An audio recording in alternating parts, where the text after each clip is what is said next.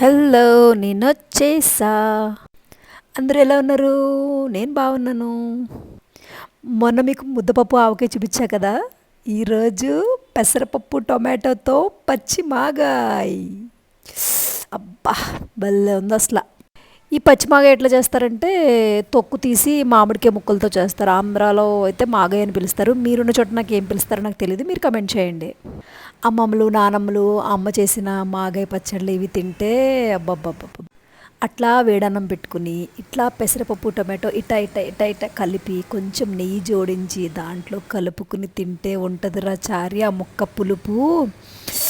అబ్బా, సరే ఊరించింది చాలు కానీ ఎల్లవమ్మా అనుకుంటారేమో. అంటే నేను తింటున్నాను, మీకు అలా వీడియో చూపిద్దామని వచ్చా ఫ్రెండ్స్. అమృతంలా ఉంది, ట్రస్ట్ మీ, అమృతం. సర్లే ఎక్కువ తినమాకండి, వారానికి ఒకసారి తినండి, లేదంటే మోషన్స్ పట్టుకుంటే జాగ్రత్త.